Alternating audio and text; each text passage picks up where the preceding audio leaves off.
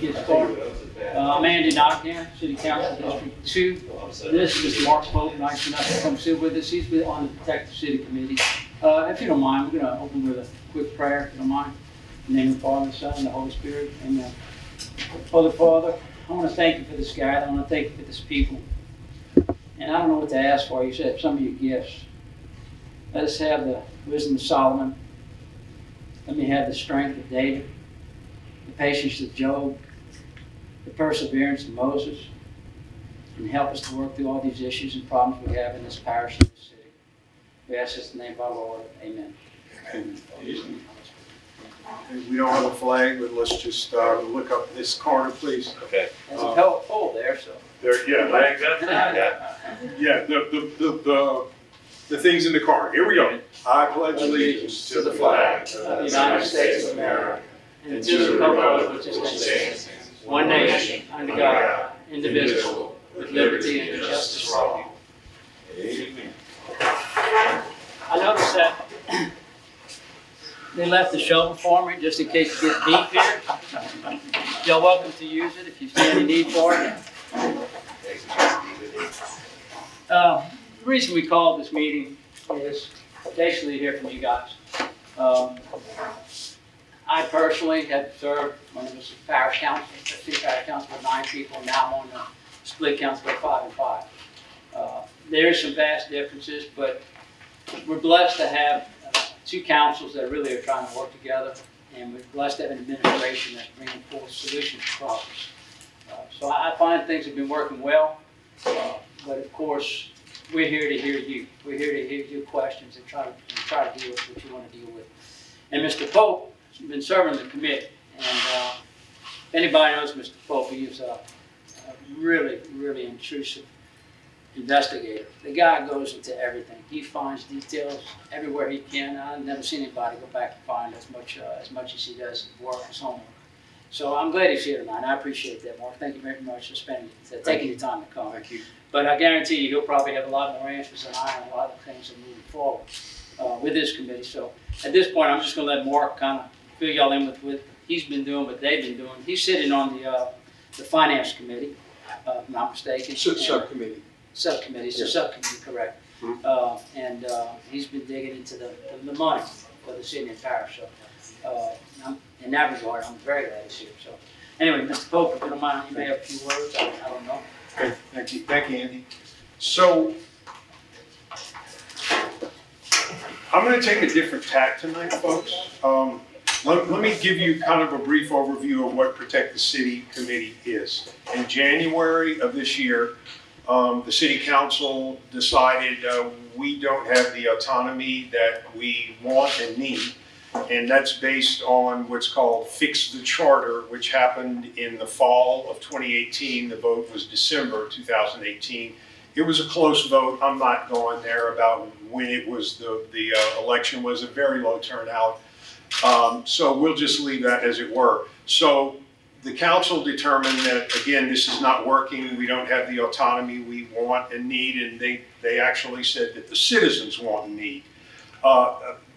Government's deep, whether it's local government, state government, federal government. I almost brought my book, my budget book. It's 400 pages, but lo and behold, when you start flipping it, it's double-sided. It's 800 pages. This man has a lot of it memorized because he's been on a previous council. It's very complicated. It's very, very complicated. I came in, I retired after 27 years with Lafayette Consolidated Government. I started my career with Lafayette Parish Government, 6 years, 1990 to 96. So I saw what was the parish government and then what was the city parish or consolidated government. So there's 14 questions that the City Council came up with as a resolution. Remember, that's not force of law. It's basically saying something we support or we do not support. So they drew up a resolution, said we'll assemble this 7-member, we're an advisory committee. I'm a volunteer, I don't get paid. And so that's where we are. We've had meetings, we've heard from individuals, and I'm going to give an overview of, we already have a final report, a draft report. It's 28 pages, it's on the Consolidated Government website, My views differ from that, and I'm going to explain to you why that is.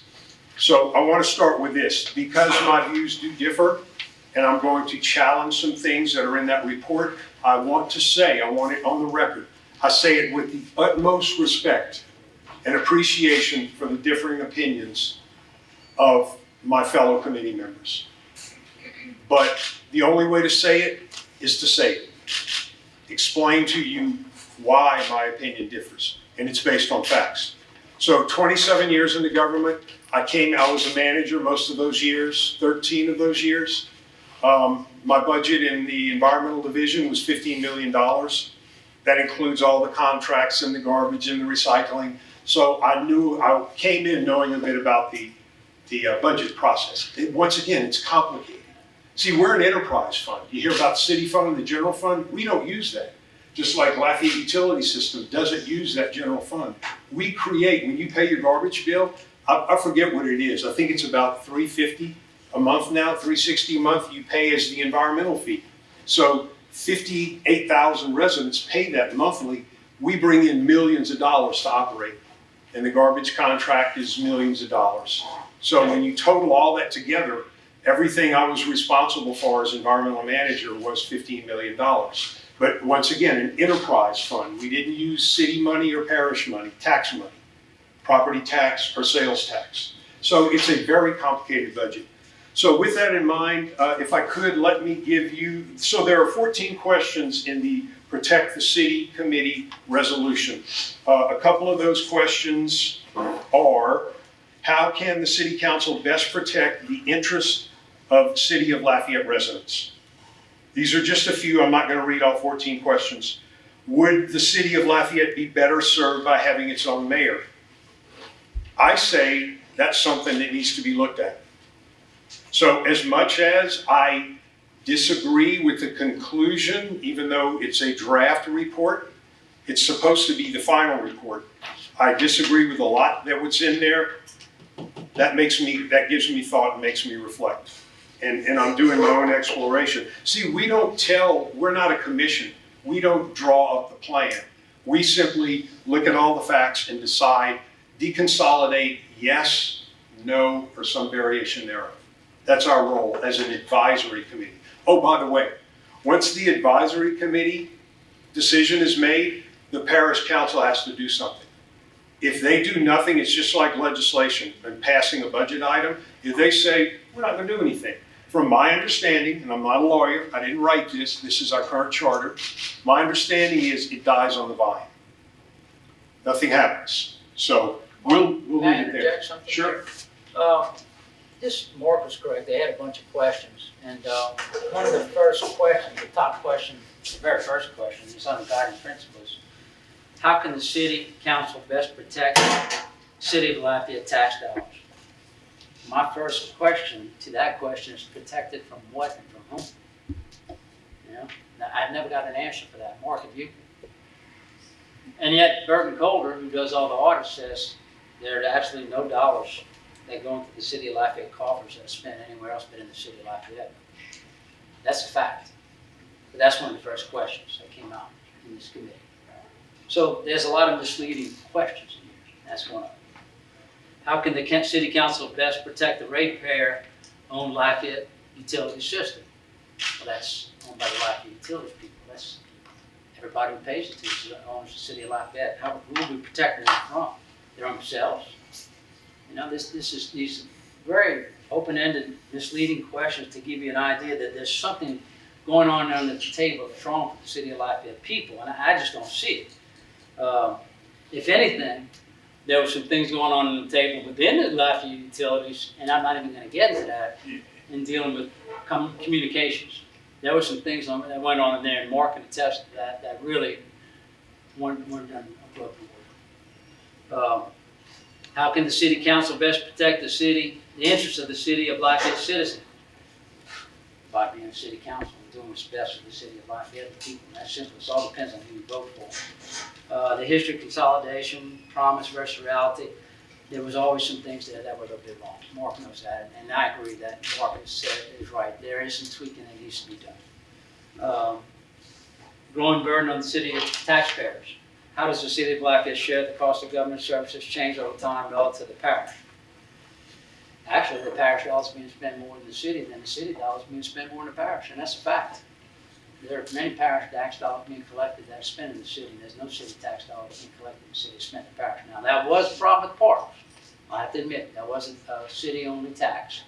And those parks that outlying the parish were paid for by those dollars because we only had one parks department. And we own those parks. But there was some money given by the parish council to help out with that, with grass cutting and stuff like that. But we've since alleviated those problems. The municipalities have taken over, Brian can attest to that. The municipalities have, many municipalities have taken over those parks within their city limits. Broussard, Youngsville, Scott, Cameron, they've all taken those parks. So the only one left is Picard and Judy's, if I'm not mistaken, those two, correct, I State? think there's one of them. And those basically being taken over by public-private partnership.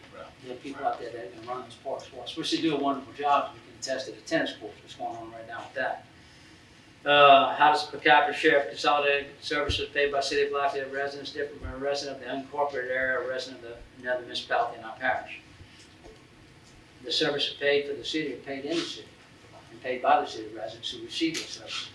Now, I'm not sure I understand what he's asking for there, but nobody's been paying for services in the parish. You can be sure of that if you live in the city.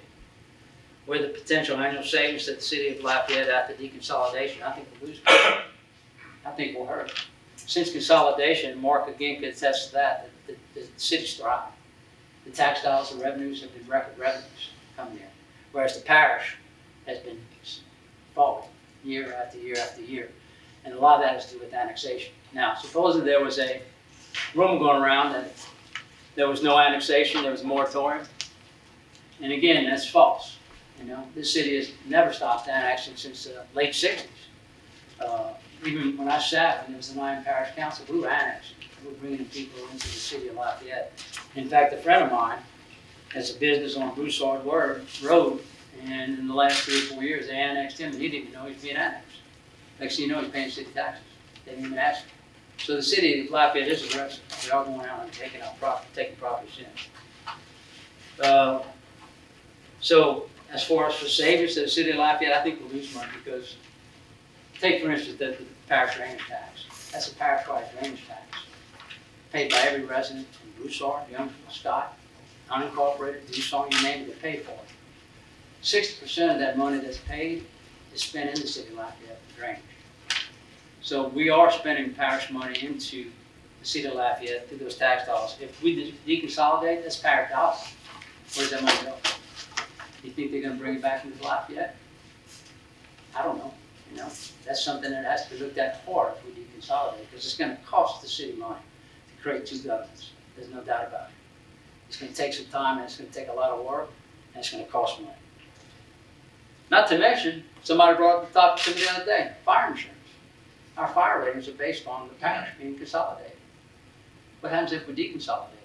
What happens to our fire ratings? What happens to everybody's fire insurance? I think our path has been pretty good for right now. The key to what we have is getting the right people in there, the right people underneath, and I think we have that right now. What has the city been subsidizing the parish? That's a ludicrous question. That's misleading. And it is a leading question because nothing has been subsidized to the parish through the city. There might be some intergovernmental agreements, but whatever goes on is paid back to the city. You can be sure of that. And again, Mr. Tabor could attest to that. These are all questions that the city was to answer before the committee was supposed to answer before they even got met together. And then again, we have a report that's written before they even finished. So there's some crazy things going on.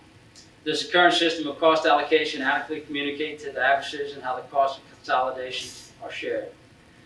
It's very fair. And Mark can attest to that too, because he did a lot of investigating from Ms. Toops on that. For instance, you take something like, I don't know, street lights. Well, let me interject and then you'll continue. Traffic lights. It's called engineering and it's traffic lights. 99% paid for by the city of Lafayette. Why? How did they come to that number? They counted the traffic lights. Let's just go with the number 4,000 traffic lights in the city of Lafayette. 1% paid for by the parish of Lafayette. That means there's 40 traffic lights in the parish of Lafayette. Now go to traffic signs. 67% paid for by the city of Lafayette.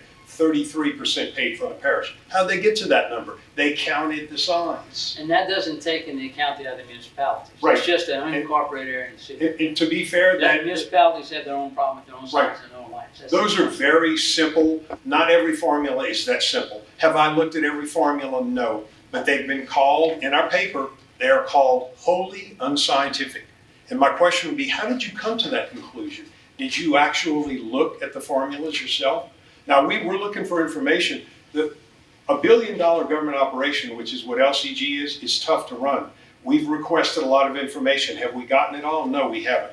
So to a degree, we're stabbing in the dark. We, our committee.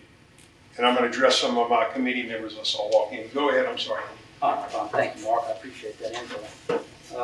The last thing they had on here were 4 different conclusions. Is consolidated fair to the city of Lafayette taxpayers. Well, other than the Parks and Rec Department, which has now been fixed, it's very fair. I mean, everything's being done to serve the city of Lafayette, with the city of Lafayette dollars spending just the city of Lafayette. How does consolidated result in a form of government that represents the interests of the city of Lafayette residents?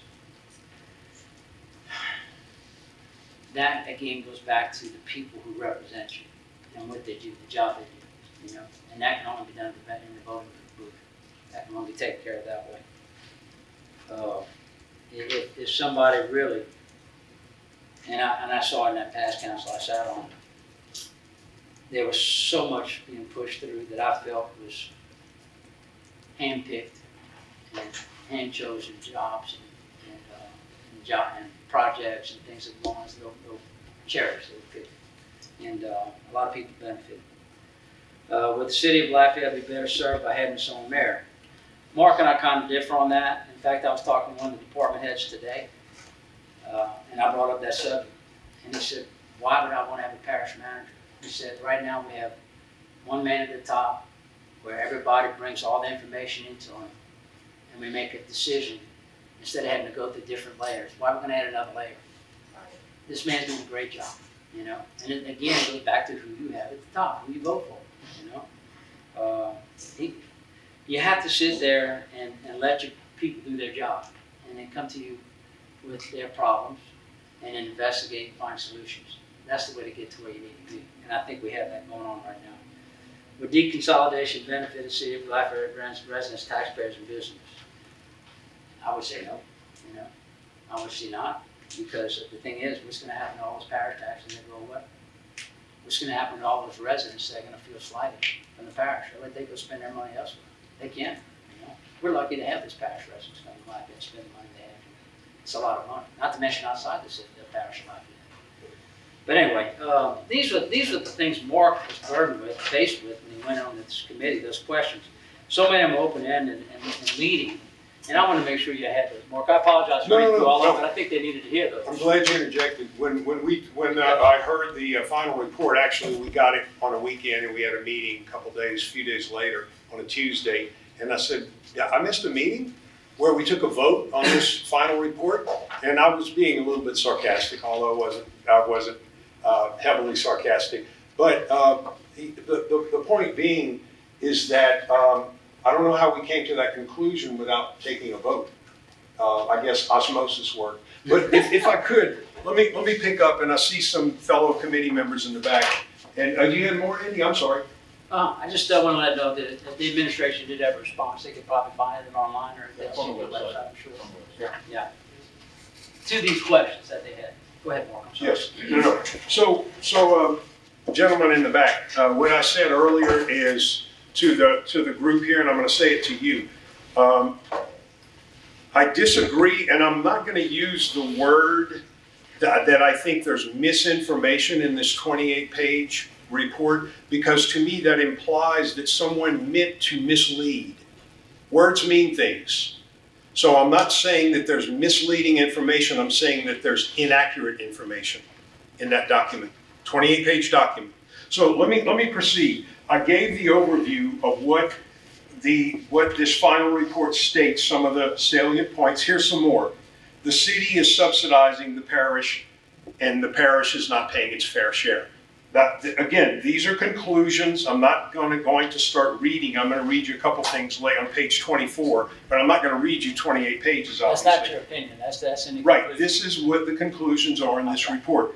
City tax revenue is being spent outside the city. I have a written report coming from the auditor. The auditor said Tuesday night, no, that's incorrect. I have more on that later. But these are conclusions in this 28-page report. IS&T, Information Services and Technology Capital, which buys supercomputers, is paid for exclusively by city dollars. That is true. I'll explain that coming up later. These are conclusions in the 28-page document.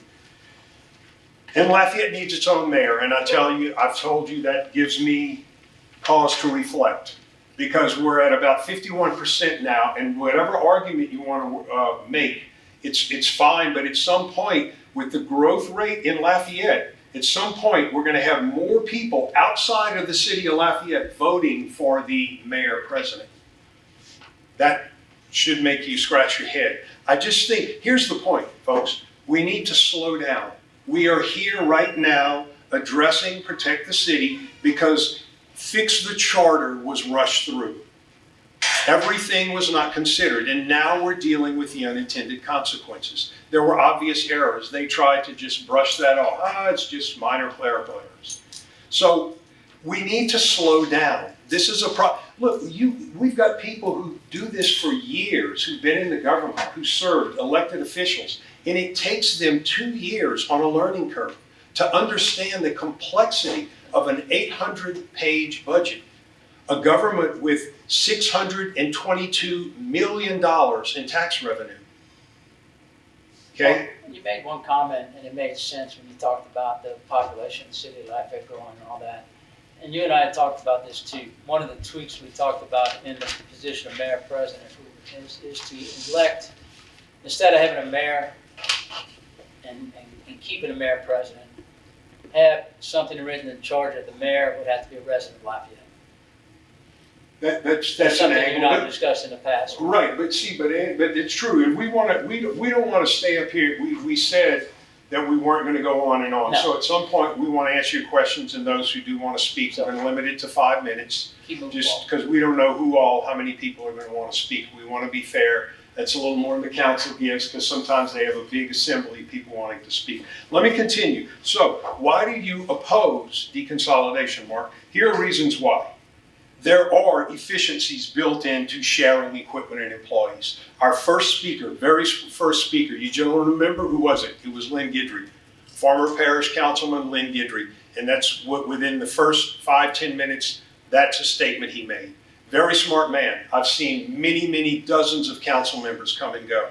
That is one of the, forget about smarts, one of the best prepared individuals that I saw walk into a room. I saw some that did not give a care, and they said as much. One time I said, wow, you guys got a thick packet tonight. I don't read that crap. No joke, folks. So Lynn's got the experience. He served 2 terms. So there's efficiencies built in. You've got to live it to see it. Remember, 6 years with parish government, 21 years with the consolidated government. There are efficiencies built in. We just changed our form of government 18 months ago. This comes from an academic article. The proposed change right now would create instability, uncertainty, and distrust in the minds of citizens. Now, I'm taking this from a professor who studies this stuff, studies government and policy. I'll take him at his word. I believe he was from the University of Virginia. I didn't get his name. I didn't quote it. Okay, so, and here's one of the keys. Remember what I said. I'm not using misinformation. I'm saying inaccurate information. The public is being given lots of inaccurate information from the auditor report Tuesday night, who we pay tens of thousands of dollars to. He doesn't just serve the government. He and the what is it? Burton Colder is the gentleman. Yes, Colder, Slavage, Dome. Slavage, right. So Mr. Burton Colder addressed us Tuesday night. All is good and right with LCG. The city and the parish funds are not commingled. That's addressing what's in this report. It says it multiple times. Commingled funds, which are hard to discern where the spending comes from. I'm not saying that there's an implication intended that there's something underhanded going on, but that is inaccurate. There is one fund that's commingled, the Road and Bridge Fund. You have a city millage, it's $2 million. On your parish property tax bill, it's $10 million. You combine those two, it's $12 million. And this administration is going to change that. There are 4 commingled funds. One is the Road and Bridge Fund, again, total of $12 million. And the other are grants funds. Okay? And the one fund that does come from you and me, the taxpayers, is going to be separated into a city fund and a parish fund. City money is being spent in the parish. It's just not true. There are 2 pennies that you pay when you go buy a loaf of bread, $1. You pay 2 cents in city sales tax. 1 cent was approved by voters in 1961. The other penny was approved by City of Lafayette voters in 1985. What happened at that time? We were in an oil crunch. What happened was the citizens trusted Mayor Douglas Strauss, and they said, he'll do the right thing. Along with that 1985 penny says in legalese that this money can be spent to benefit the parish. It doesn't say it like that. If it benefits the city of Lafayette, excuse me, I misstated that. So I'm going to have to use Mr. Daly's, some of what he wrote. Jeff Daly is a columnist for The Current. I actually called him when we had a discussion. He changed his tune. There's Dulles Drive, which is about 6/10 of a mile. Most of that, the majority, 90% of that is in the city of Lafayette. It's about an $11 million project. Jeff Daly says that a substantial part of the road is in the parish and it's being paid for by the city. It's about 30 yards of a stretch of road which is 6/10 of a mile. About 30 yards of it is in the unincorporated parish. Part of that, what they're doing, they're making the entire road 3 lanes, concreted, with underground drainage and all the underground utilities. $11 million. They're also replacing a bridge and they're replacing a roundabout. So that 10% or less of that project, they can use that 1985 penny to pay for that, which is probably about $1 million, maybe 1.2 million of an $11 million project. Why? Because it benefits the city.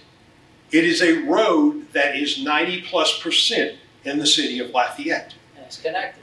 Right. Now, if you take that sales tax money, after you pay your bond indebtedness, and after you then have 65% for capital, 35% for maintenance, if you take that city money and you go overlay Landry Road, which is totally in Lafayette Parish, you're in trouble. You did something illegal, you violated the charters, you cannot do that. Okay, another example in our report here, in fact, I'll read it. As recently, this is from the page 24 of the final report, draft of the final report. As recently as May 18th, 2021, $8.35 million in city funds were appropriated for the removal of a spoil bank along the Vermilion River outside the city.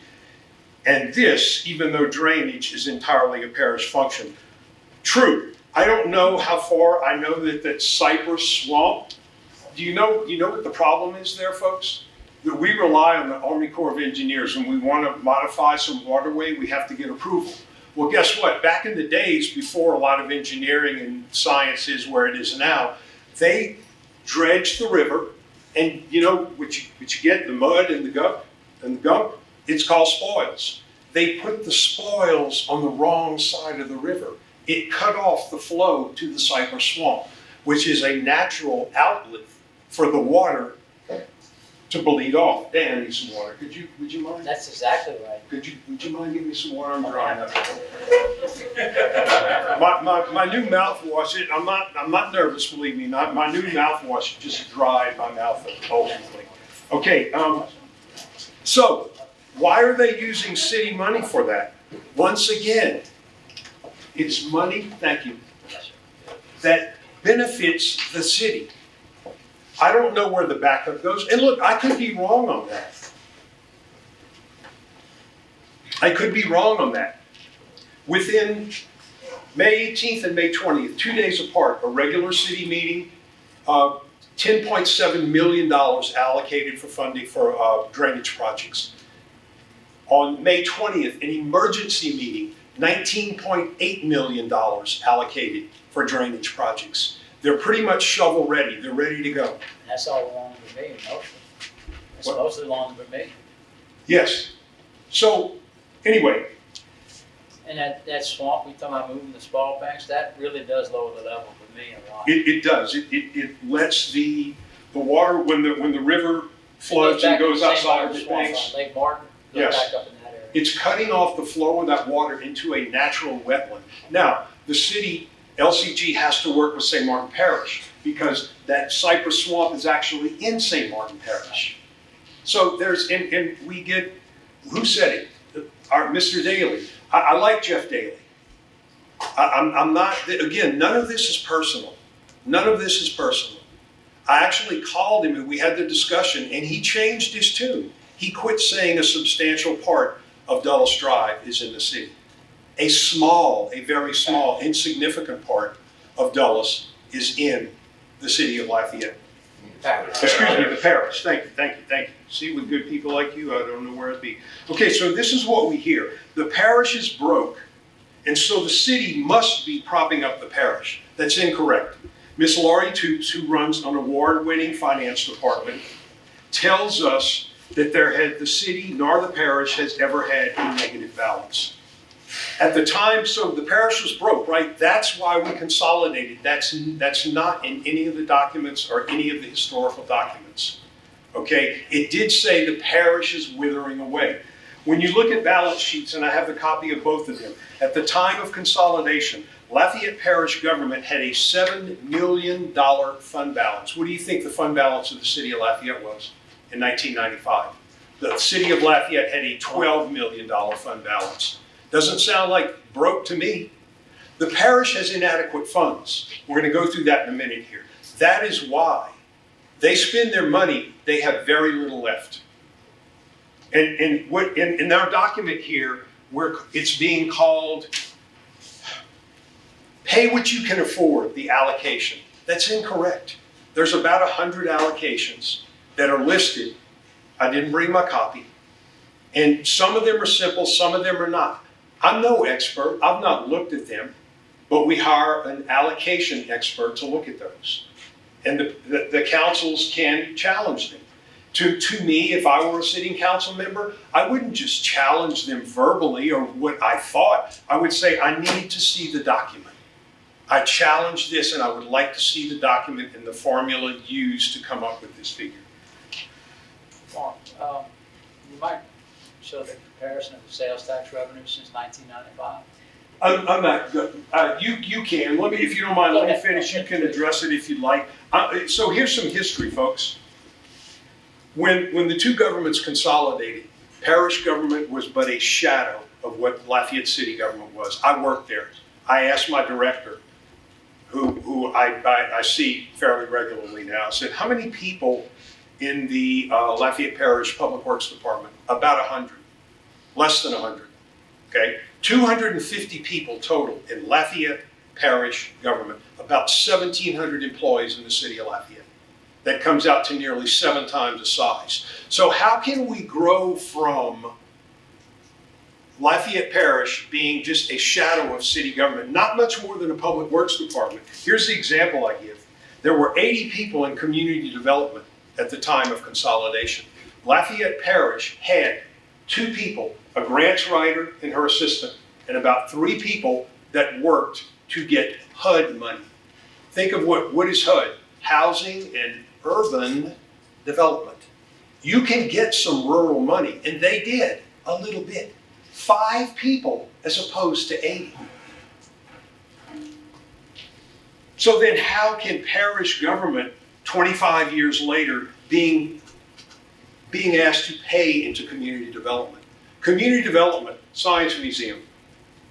Community development, Hyman Performing Arts Center.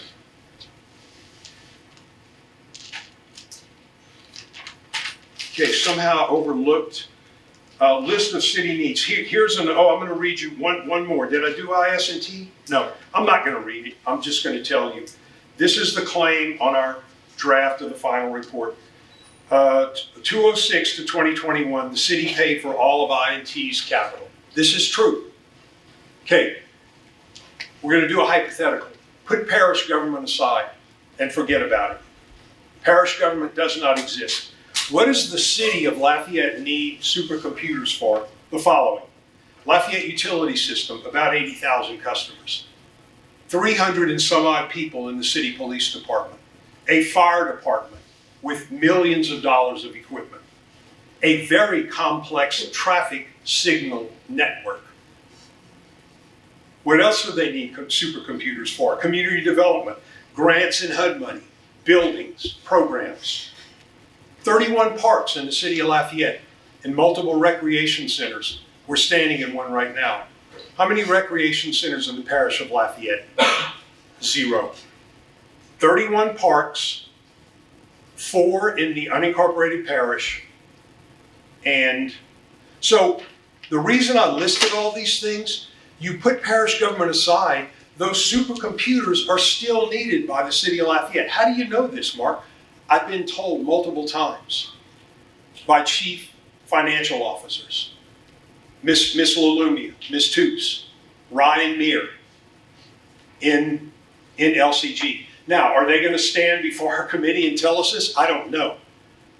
They very well could, but I've been told this information. So the point being, why, and Mr. Daly, again, I'm not picking on him, but he makes a point in one of his columns that it's unfair that the city is paying for all of the capital for the computers in Lafayette Consolidated Government. He said, he was before our committee a week ago, and he said, you know, the parish really doesn't have a whole lot of need for these supercomputers. Correct me, any of my fellow committee members, if I'm wrong. He said they could get by with using QuickBooks. I don't know if he was doing it tongue in cheek, but I'm telling you, how many customers does the parish government have? Nowhere near the 80,000 that LUS has. Hello, Jeff. Hello. Bring up a couple of your points in your columns. Your friend's here. And again, none of this is personal. About time to say it. I'm challenging some things that are in this report. Nothing is personal.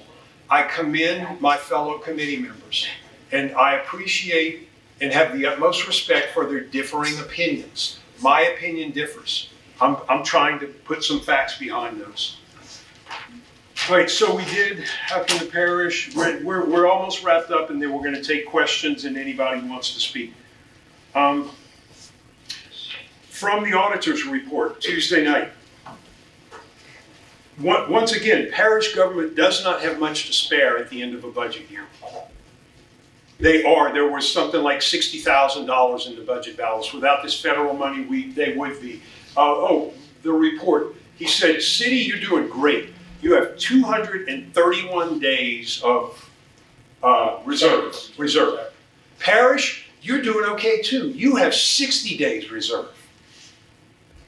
So I think that's the absolute minimum. A lot of it was fascinating, the conversation with the report, which went about, I don't know, about 30 minutes, 25, 30 minutes from the auditor. City government has $550 million in revenue. Parish government has $71 million in revenue.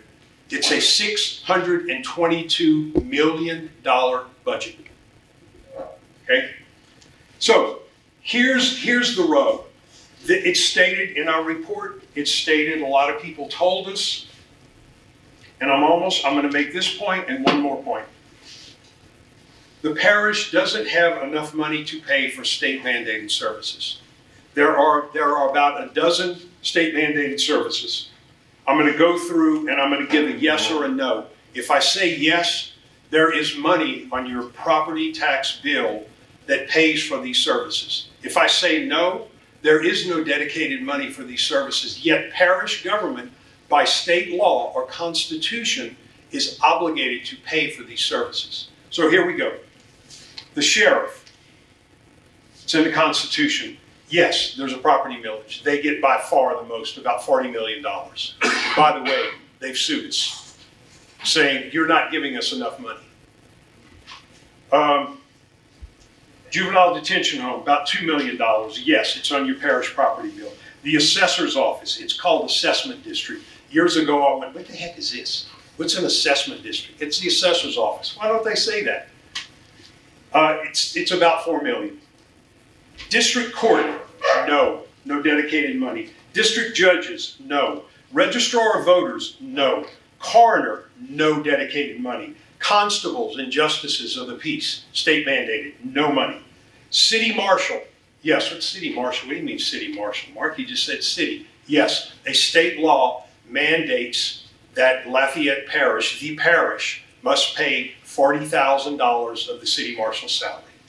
There is no dedicated money for that. Now, city government pays most of that. It's about $1.2 million for the city marshal's operating fund. Can't forget cooperative extension. It's not much, you know, it's a couple, $200,000, $3,000, something like that. And here we can give kudos to a great public servant. Clerk of court has no dedicated money, but he gets by because he takes in enough fees. He's totally self-sufficient. He doesn't need money from the parish government. So of those 12 services, 3 of them have dedicated funds, dedicated for them to operate. So the problem is we are not paying enough property millages. I hate taxes. And I knew this. And there's a problem with the courthouse complex money. It doesn't take in enough money. In 1960, that tax came about in 1960 when the jail was on the top floor of the courthouse and when that courthouse was built. And we're still in the same courthouse, and the jail is now a multi-story jail. We don't have enough money there. That millage, I think, was made to support a 2-story building. I don't know, I heard that, because the jail was on the top floor of the courthouse. But when they passed it for the new jail, Right. all that money Right. came through, it was meant to initially be a 2-story building, I think, and that was with 4 stories. Yes. Let me address this, the final thing. In our report, that's something else I challenged. It talks about a deficit. Did I bring it? I think I brought it. No need, it would just be show and tell. That says that parish deficit, here it is right here. From Mr. Durrell's budget. In 2013, he created a column that says deficit parish. So he said, parish, you're not paying enough money. And there was money taken from the road and bridge, from other funds. It's in the back of these particular budgets. So it's not as though, even though Mr. Durrell said you should be paying this much more. You see the little blue column over here? This is the parish deficit column. Here's some examples of what he said was a deficit. Recreation centers. There's none in Lafayette Parish. And yet, Mr. Durrell in 2016 wanted parish government to pay $878,000 more for recreation centers. He called it a parish deficit. The Cajun Dome, which right now is paid $500,000, thank you, Nanette, by the city. The city reaps the benefits. I don't know how that works. Tax tickets, concessions. It's in the city of Lafayette. It's a state building. That was an agreement between the state and the city government years ago. But yet, in 2016, $116,000 was listed as a deficit by the parish. IS&T, remember we talked about all those services that the city of Lafayette needs, must have, because of LUS and city and police and fire and the complex traffic light signal system. A deficit of $1,289,000. The parish should have been paying more. It was called a deficit. Hyman Performing Arts Center. It's a city-owned building. I looked up the revenue.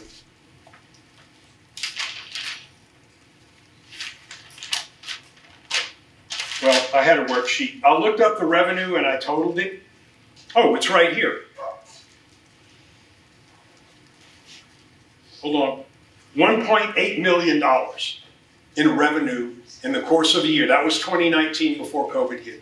$1.8 million in revenue that the Hyman Performing Arts Center takes in. And yet, it was called a parish deficit of $126,000 in 2016. The Lafayette Science Museum, the city owns the building. The parish has nothing to do with it. $288,000, parish, you're in deficit. You're not paying enough. And finally, last but not least, and somebody correct me if I'm wrong, golf courses, there are no golf courses in unincorporated Lafayette Parish, but Lafayette Parish was asked to pay $58,000 more per year for golf courses. Parish government. So that's it. Those are the reasons why I think we need to slow down this process. We need to take our time and really consider all of the unintended consequences.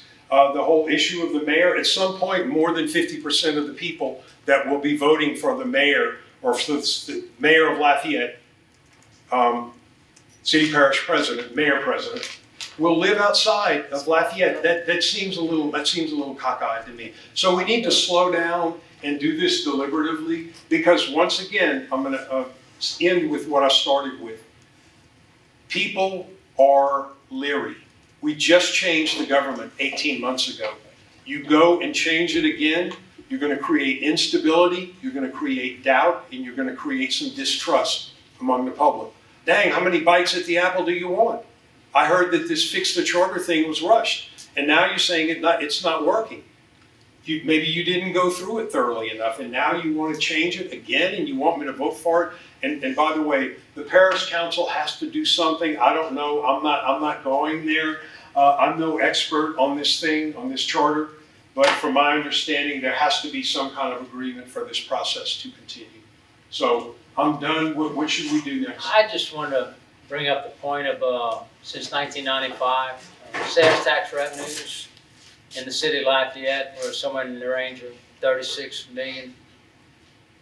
Parish was somewhere in the range of about 4 or 5 million. In 2020, the sales tax revenue in the city of Lafayette was about 82 million, and the parish was only about 4.5 million. So you can see the growth in the city has never been stifled by this consolidated government. The city has continued to grow. Has always benefited. It's the parish, if anything, that has hurt over the years. And these guys right now sitting on this council, to me, are doing a phenomenal job of managing the money they have and finding innovative ways to meet their budgets and to pay for the dollars that they legally owe. They're not coming to the city asking us for money. They're managing their own budget and doing a good job with it. So we just turn over the questions and see what y'all might have for us, wherever you want to start. Mr. Joseph, you have a list of people. I want you one of Mr. Joseph, and get in the limelight. I'm sorry?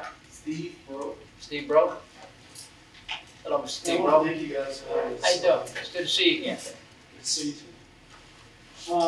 There's a couple of things. I'm going to read off a list of a friend of mine and a person who has stated several things that you guys have addressed, Mark in particular, but it's not really clear. And I don't think it's clear to most of the populace here in Lafayette. There are problems that appear to be happening. What I heard today from you guys is that show me where that's true, because I don't know, getting other information. I would like to hear if there's somebody else on the panel to talk about it too. But I'm going to just read these off. Some of them contradict what you said, Mark, and I'm not saying these are true, but I feel like this is a bottom line kind of thing that's going on that we need answers to. First, LUS, a most important asset, belongs to the city and must remain under city control, and the city council must be empowered to select its head. Drainage and other infrastructure projects throughout the 6 municipalities and the unincorporated area are addressed using LCG's equipment and manpower. I know this was contradicted by Mark, but this is what's going on. This is what's in the atmosphere around us. LCG doesn't keep records showing what percentage of assets are used where, so it's possible and likely that the city pays for projects that are not within the city. When the partially consolidated government was put in place, I'm not a cell phone person, I just Sorry about that.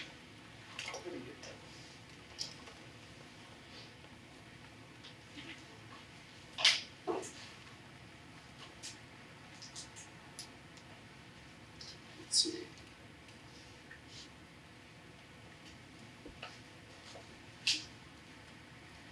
When the partially consolidated government was put in place, 5 municipalities voted not to give up their autonomy in favor of the new form of government. As a result, they kept their own city councils, mayors, and sales taxes. Only Lafayette gave up its autonomy. Lafayette funds 80% of the mayor-president's office expenses, but he serves more than one master, arguably. The city is not highest on his on the list of priorities. If we consolidate the city, the parish, and the 5 small municipalities could share Lafayette's resources through intergovernment agreements that involve payments to Lafayette. The area most deprived by the inequities of this system is likely the north side of Lafayette, which finds itself competing with the burgeoning south side, Youngsville, Broussard, and others, for infrastructure development and more, yet is the most in need of improvements. Without the drain on our resources from funding parish projects, Lafayette would be able to much better allocate its resources to improve life within the city. Lafayette City has shown only modest growth since consolidation, but all others have increased. As a result, Lafayette City residents will soon be a minority in the parish, and citizens who do not live in the city will be electing our mayor. The parish must find a way to fund itself adequately for the good of all citizens. So I'm not saying those are true, because I don't know. But that's some of the things that are out here. I would like to know it's true. I would like to see Mark show us where if there's some contradiction, what I just said, you know? So basically, was there a claim made that city dollars were being spent on the parish? Well, it's a little more complicated than that. It's like, how is it being done? Is it being done? That's the whole point, where it's there are not no being done, records? Steve. Mr. Bro, it's not being just being done. paid out. But it's not being done, Mr. Bro. What's that? It's not being done. City dollars are not being spent on parish. Okay, Parish. but I'm just saying, show us. Well, the author shows that. And Okay. Laura too, yeah. I'm just in the report that just filed. Okay, and there are other things on there, so if anybody else would like to. Can I respond just briefly? I'm not going to do point by point. You probably have some points in there. And see, this is my point. We need to slow down. We need concrete evidence and proof and be able to verify these things. You know, to my fellow committee members in here, when they say there is no documentation, and guess what? I made a mistake because I hadn't been in the government in 5 years. Remember that pie chart we talked about? I'm talking to my committee members in the back. That pie chart we talked about, that is CityWorks. When you do a prompt and you say, tell me how many projects in the city of Lafayette and how many outside of the city, and you tell CityWorks to use your brain and tell me, a simple pie chart comes out. Now maybe we could sit there and hover over the employee and say, do this query if we have reason to disbelieve them. We don't believe you. We think this pie chart was made up. I'm not saying that anybody said that, but I made a mistake. I said, yeah, where's the evidence? I mean, if they created this pie chart, the pie chart is CityWorks. You enter an address and you hit a geocode. And it records, was this in the city or outside of the city? And it could probably break it down and tell us if there was work done in Scott, in Dussault, in Carencro. It simply used city of Lafayette or outside of the city. So there is tracking that's done. And somebody said they don't track their budgets. Of course they do. I was a manager. I got a monthly statement about what my budget was. If I was short in an area, I had to do a budget revision. If I had overtime, if we collected chemicals at Cajun Field and I paid overtime, my overtime budget may have been over. So I had to do a budget revision. The budget is monitored on a regular basis. The projects are monitored. It may not be the detail that we want or we're looking for, but they are monitored. And the other thing I was going to respond to ever so briefly, Mr. Bro, the small towns. In 1979, there was an attempt to consolidate. They didn't ask the small towns, they just said, come on, you're coming with us, we're consolidating. That failed miserably. It fell flat on its face. So before the Charter Commission got together, they went to the small towns and said, hey, we're the consolidated commission, and we'd like to know, do you want to be part of consolidated government? And to every town, Scott, Karen, Crow, Dusau, and Youngsville said, no, we want nothing to do with it. Thank you very much. And they proceeded on to write the charter for City of Lafayette and unincorporated parish. That's the only 2 points I wanted to respond to. There's good questions in there I can't respond to, It did Mr. bring Brown. up that intergovernmental agreements too. Pardon me? Intergovernmental agreements. Oh, intergovernmental agreements. It's been stated that, thank you, intergovernmental agreements are in there. It's been stated that the small towns are totally on their own for drainage projects. Incorrect. Go to this current budget, fiscal year 2020, 2021. Go to page 314. Down at the bottom, it says parish drainage capital projects. The third one down, Cooley-Ildecon, Scott, comma, IGA. That's not a grocery store. Intergovernmental agreement, $1.285 million. There was money spent, LCG money, spent in Youngsville on Anselm Cooley. I have a request for both of those intergovernmental agreements. So to say no money, is it generally, does it happen all the time? No. Can it happen and does it happen? Yes. But we have to get the facts correct. Next speaker is Will Teeley. Hi, my name is Will Teeley. I've come to a couple of these meetings, and I think we have some common ground that we can all agree on. Something that I'm hearing from almost everybody is that the city of Lafayette needs their own mayor. I re-watched the mayor-president debate that KATC put on, and every single candidate, including Josh Guillory, who was ultimately elected, every single candidate says the city of Lafayette needs their own mayor. So we may disagree and bicker about how much money is being spent where and if it should or shouldn't be, but I think we have a lot of common ground on that issue. So maybe we can move forward on that issue. Even people that live outside the city of Lafayette are saying, yeah, it's crazy that a city with 120,000 plus residents can elect their own mayor. Like, that goes against your, like, 6th grade social studies class. Like, I think a judge might throw out that form of government as not constitutional, that a city can't elect their own mayor. I want to add a second point to that, and I think the city of Lafayette needs their own attorney. We separated the city and parish councils, but we didn't separate the city parish attorney. And right now, I think there's like a legal no man's land where the city and the parish cannot sue each other because they have to be defended by the same person. And state statute says they can't be, an attorney can't be both the defendant and the prosecution. So we have a city parish attorney that's supposed to serve both the city and the parish councils. But if the councils disagree, and they would, naturally, they have to come together on a budget, they're going to disagree on the budget, there's no way to resolve it. There's absolutely no way to resolve it. So I think we need to separate the mayor-president role. We need to separate the city parish attorney role. And I think the third thing we need to do is we really need to depoliticize the allocation formulas. Like the fact that one mayor-president can use population as a allocation formula, which I don't know, kind of makes sense to me. 55 to 45 was a lot of the allocation formula under Mayor-President Durrell, but then Robideau and Guillory have used undedicated tax revenue, which has gone more to an 80-20 split. And the report touches on this.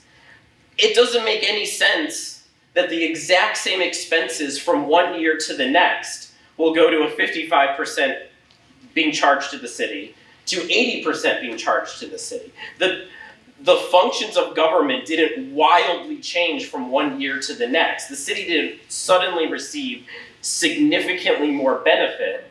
They're just paying significantly more. And just because one man decided to do it. So if we could maybe come up with like more scientific allocation formulas and then maybe bake them into our home rule charter so they can't be changed. Maybe like studies have to be done so often to come up with the exact numbers, but the actual a mayor president can't just suddenly wildly change them. I think a lot of people are getting upset about that. And then the last point I'll make is I hear a lot of kind of complaints from parish people that the cities annex, and that's why we're broke. That's why they're broke. That the city of Lafayette annexes land, city of Youngsville annexes land, and the parish doesn't have anything left.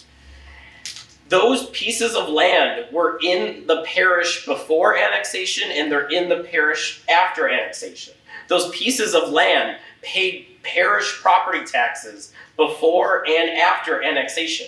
I don't think annexation has any bearing on the parish's financial woes. I just don't think they charge enough tax to run their form of government.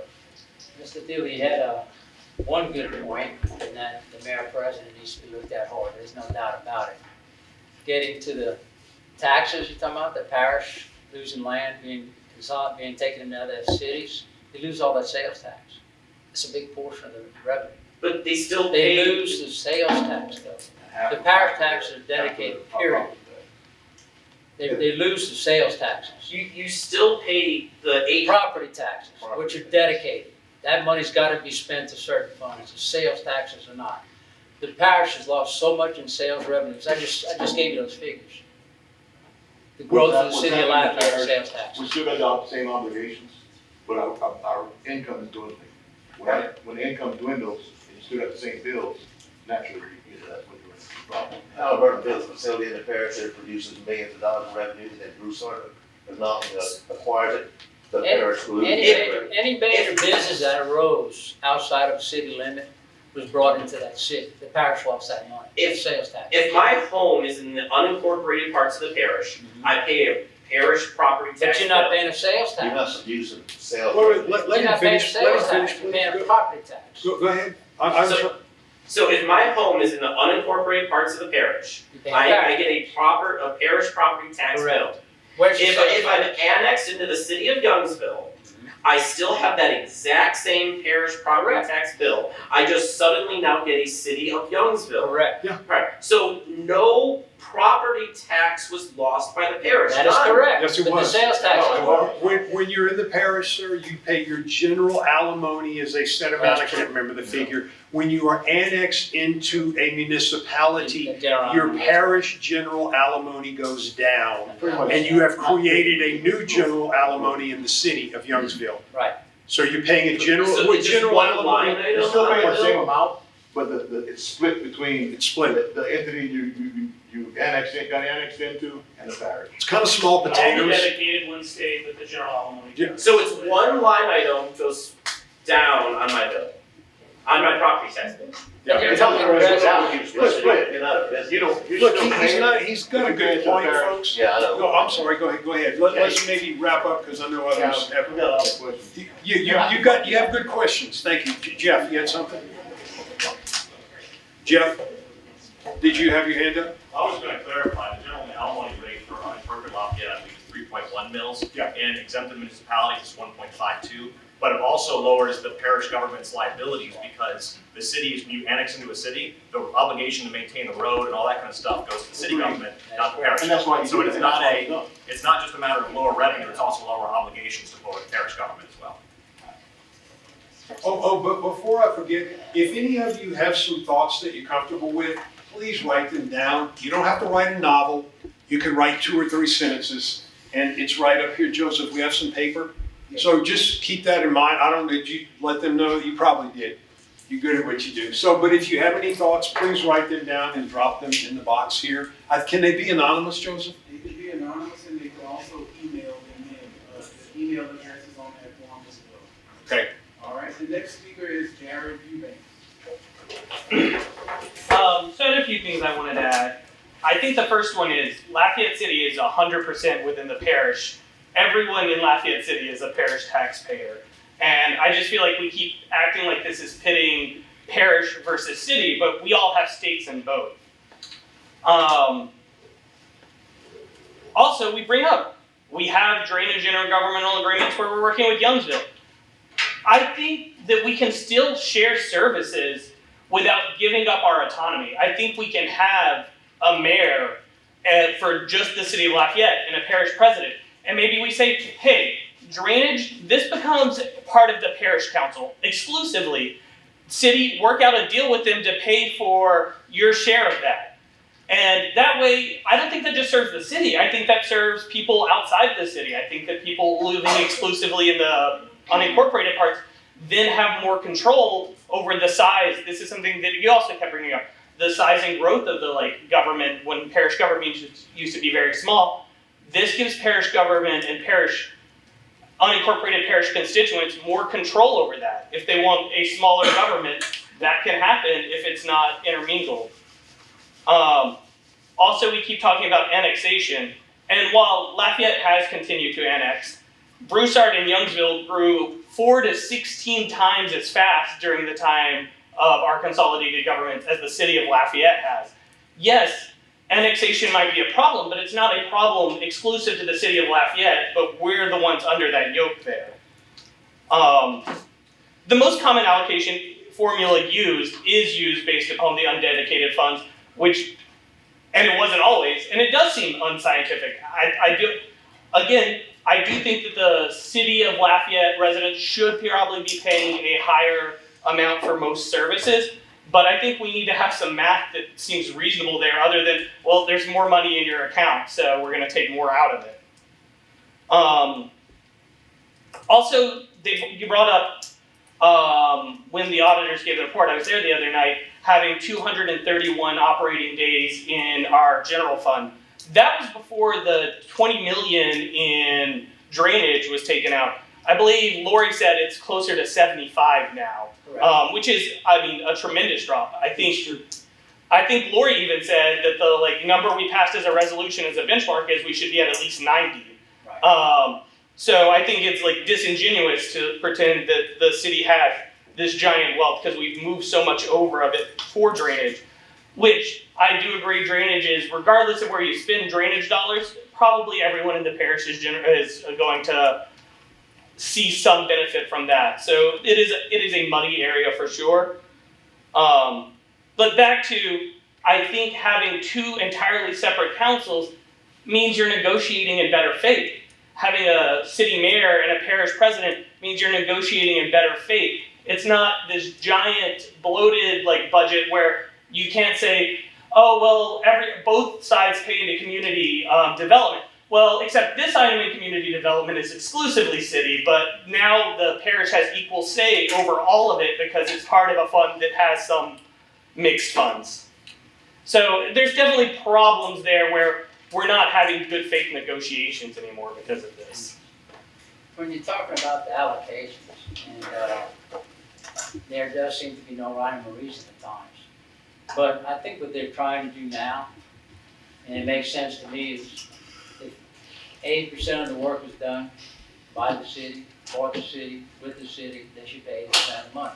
That's not the allocation formula they just used this past budget. So I don't know why it seems like they're trying to do that. That's not what it seems like to me. That is not the primary allocation formula that was used in the last budget based on how much of the work was done where. It's based on undedicated funds. It's the one that is used the most. You're missing the point. Allocations are O&M, operation and maintenance costs only. Allocation costs are O&M. And you That's just what I'm referenced that being how allocation formulas work. This budget's tremendously complicated, and I'm not that smart, but I struggle with it. I'll study it night and day. I wish you had spoken up when you said 231, 90 days. You would have corrected me, just like the auditor was corrected Tuesday night. Sure, yeah. My intent was not to be disingenuous or misleading. the same way, I You're just wanted to correct. point out an Laurie inaccuracy. said, yeah, but that's before the drainage money was Right. allocated. She goes, oh, yeah, that's what I mean, it was just a Yes, tremendous good, portion. That was Excellent based on point. October 31st Right, I understand, budget, you know, so. I just But, wanted and to put again, it in though, there. we have a new budget coming up, and our revenues and sales tax in particular have come up tremendously based on what the old budget was compared to what we expected. So we made some improvement those days too, those fiscal days on reserve, so we'll see, you know, how that comes out. But you are very correct, that 20 million took a big chunk out of that. Thank you for pointing that out. Next speaker is Andre Cohen. You want to come up, Andre? You must stay here like everybody else. Yeah, just use that voice, please. We're hard of hearing, so. So thank you. Yeah, we're old guys. Thank you for your humor. Thank you for your work. And I was at the town hall meeting on Monday, I think it was. Yeah, Monday. And if you're in this audience here tonight, recognize that you're getting 1/5 of the committee. Okay, the presentation Monday night was a lot different. I would encourage you to think about attending the meeting on next Monday night at the ACA. I think that's the last one. You'll hear a presentation of the report itself. I think an unbiased and clear presentation of the report. A fair presentation of the information. You'll see, if you read the report, you'll see there's a lot of detail and work that went into it. And the purpose of these meetings is for the committee to gather feedback from the community before the committee says to the council, who sponsored the committee, here is our report, council. And so that's what they're supposed to be doing here. I'll tell you, my perception of the presentation tonight is that you're not doing that you are challenging the report.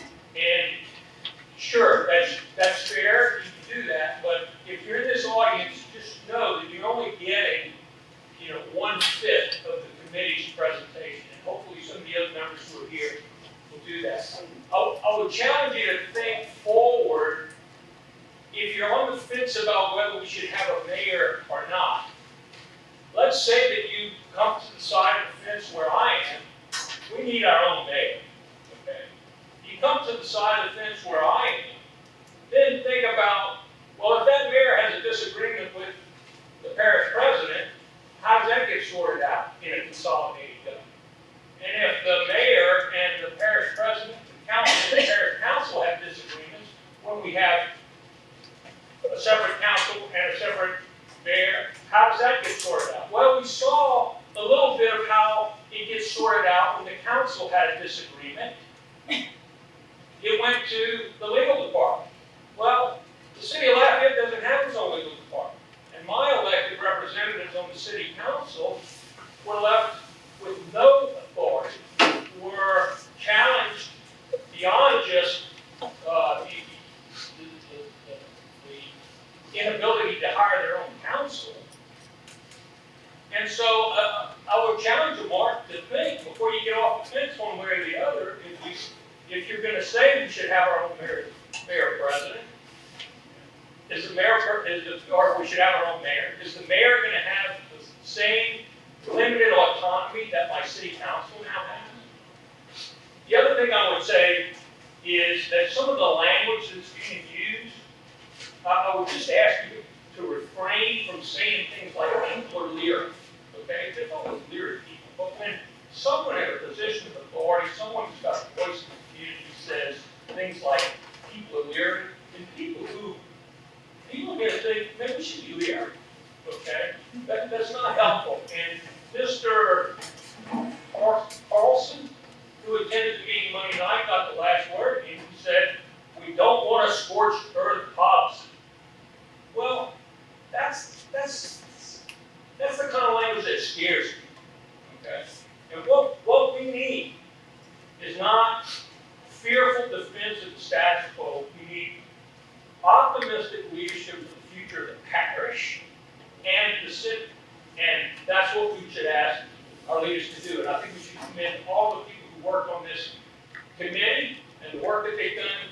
You should read the report. Maybe not all in one city, but you should read it. And I think you'll be convinced, and we should support separating these two governments and go forward with optimism and positive leadership.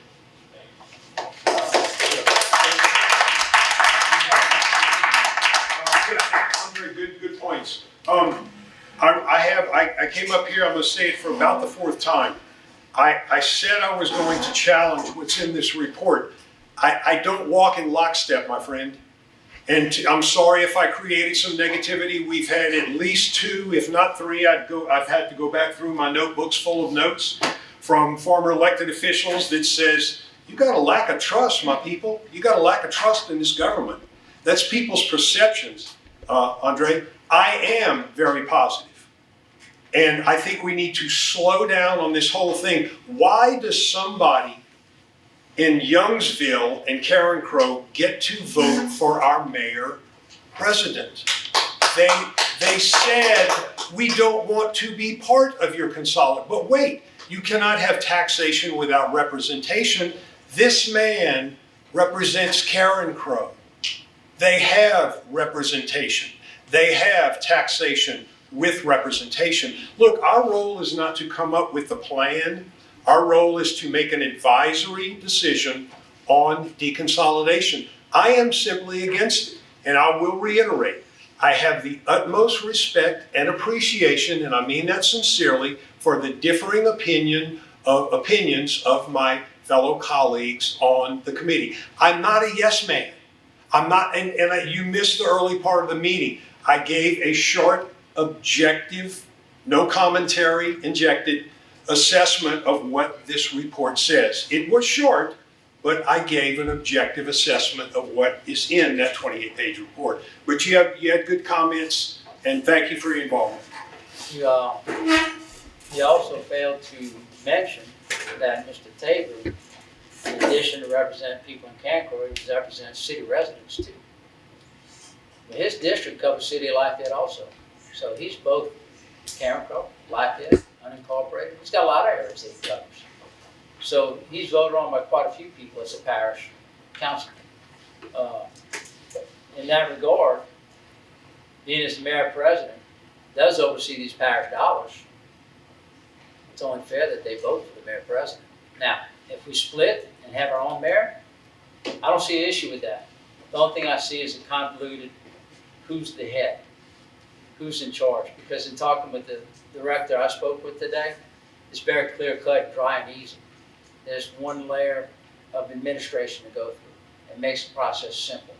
They've streamlined so much within this government in the separation of powers that they've done to focus on the jobs they have, to come back to one individual and get things done. It's been well organized.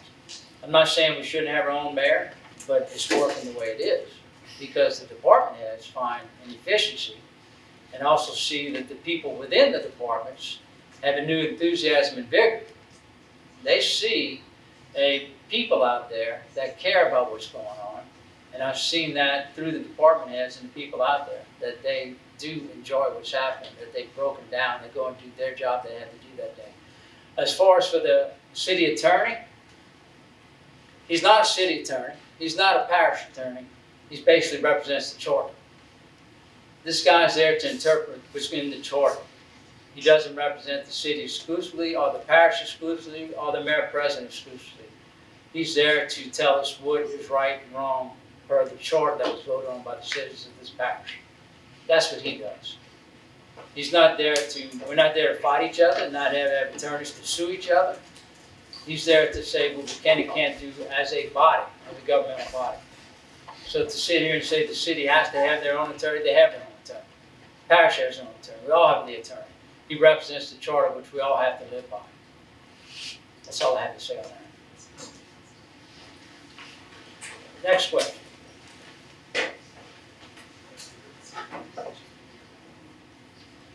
Next speaker is Rick Swanson. Hey, Mr. Swanson. Yes, hello, I'm Rick Swanson, homeowner and taxpayer in District 2. I don't have any prepared remarks, I just, a couple, hopefully brief points that came to me as I was listening to you. So, I haven't had I will say I am an expert in some types of government, but I'm not an expert in local government, and I'm not an expert in budget or finance. And so when I have a panel of 4 people saying one thing, one person saying another, if I'm just going to go with those who have looked into it, and you yourself, Mr. Pope, said that they were all good-hearted people, nobody was trying to be disingenuous, I'm going to trust the 4 versus the 1 if I have nothing else to go on. I mean, I hope you realize that. So you have an uphill climb, is what I'm saying. Yeah. And I would love to hear, instead of telling us to go look online, I would love to hear a few-minute presentation of the actual substantive points from one of the other commissions if we had time for that maybe later. But what I hear you saying, and Andy, what you sort of the main argument it came down to was, don't worry, you don't have to worry, your taxpayer dollars are protected because we have good people in office. No, I said your taxpayer dollars are dependent on having good people. Okay, all right. I want more security than that. Because, Well, I've been around when yeah, it's very I mean, convoluted. now maybe you have greater trust in politicians than I do. I don't know. No, I don't, that's why I ran. Yeah.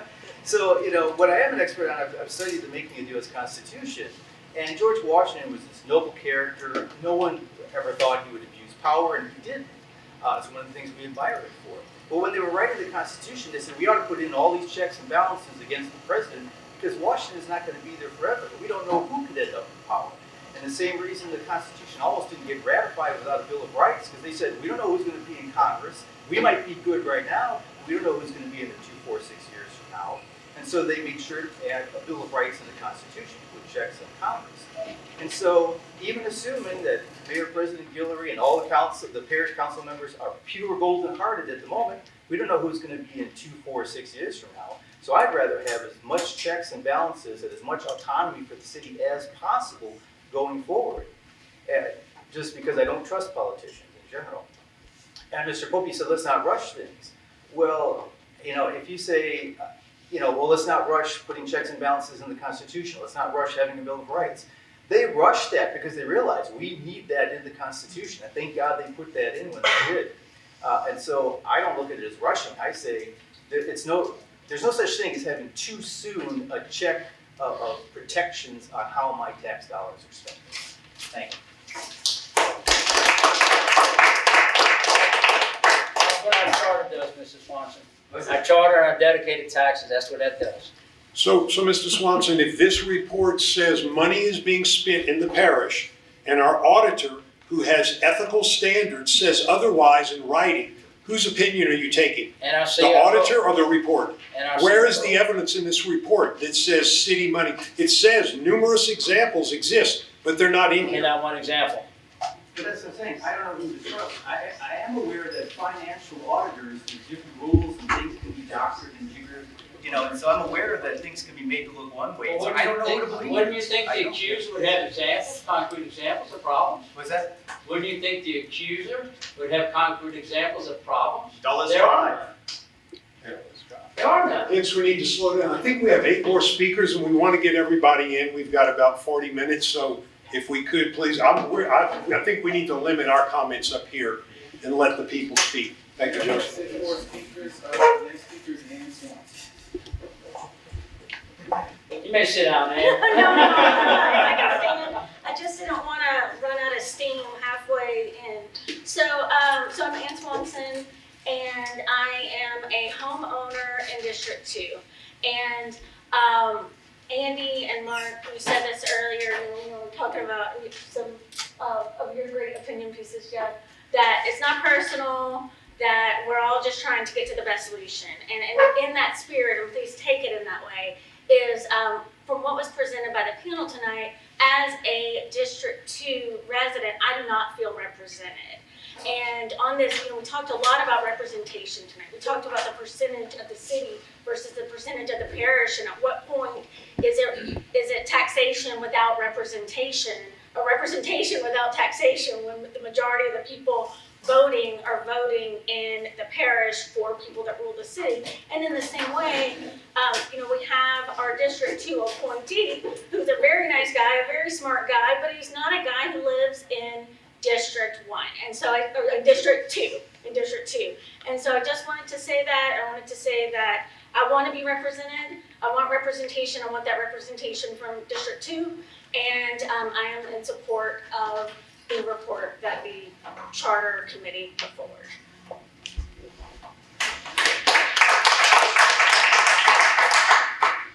Next speaker is Aaron Lucy.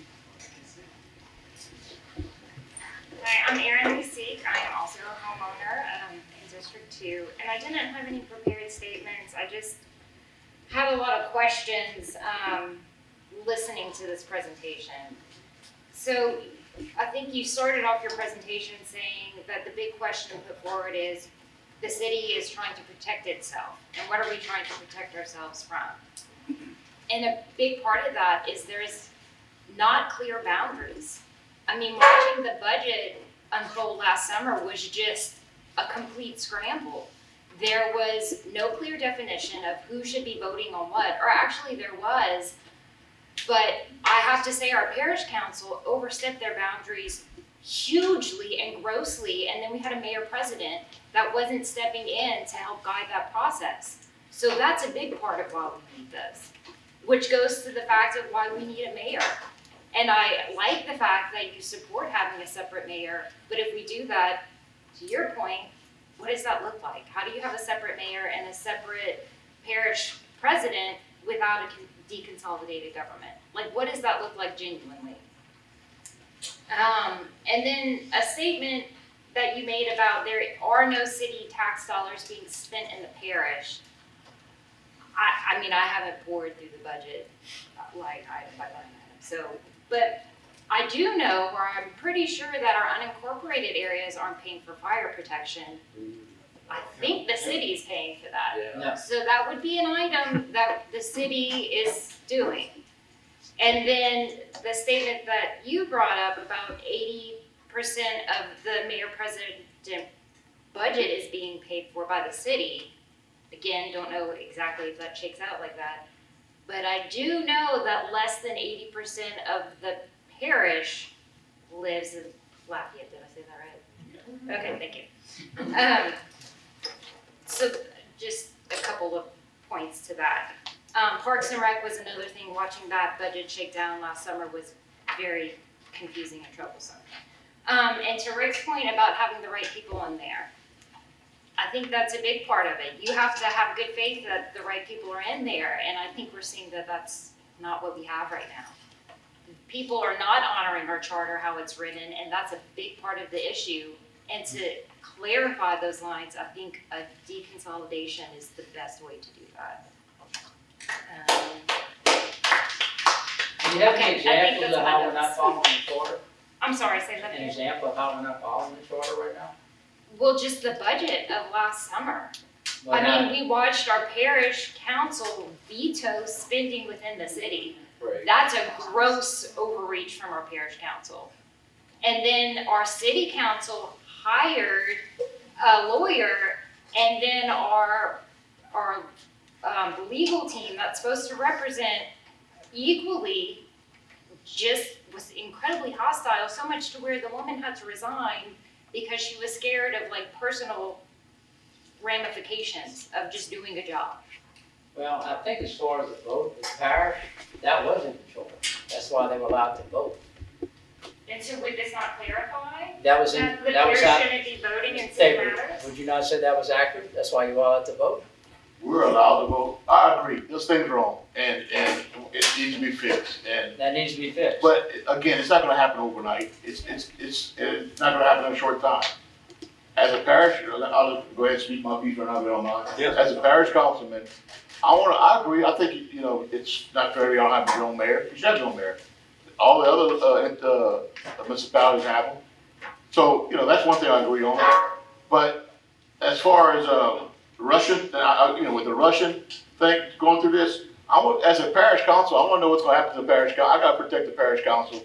What's gonna happen, and I don't know where money, I'm gonna have to agree that the auditor was correct and go with that, because if not, I think he'd be in jail.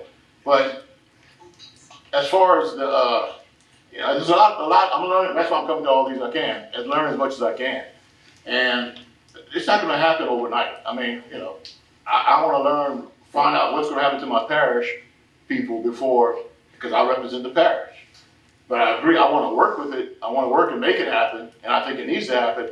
As being a businessman, I can bring a lot of things I did in my business as far as, and I know the allocations don't have you need to have a science to them. And I agree with a lot of stuff, you're saying.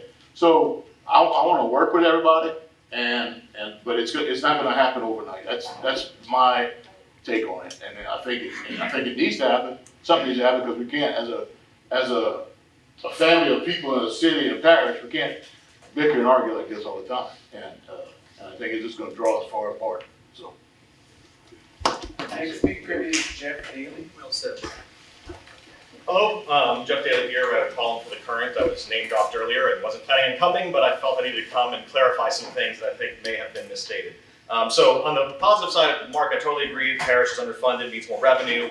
Either that or we need to stop pretending that we're ever gonna fix parish issues, like drainage being a perfect example, but this meeting here is really to talk about the city and about consolidation, so I'm gonna keep my remarks focused on that. Real quick, a charter violation, Mayor President laying off a bunch of Parks and Rec employees last summer without council approval. He does not have the authority. He has the authority to fire people. He does not have the authority to lay people off. That's something he needs council approval for, and we just let that happen. It's just one example of a charter violation. Annexation, I think I can say a lot about that's a complicated thing.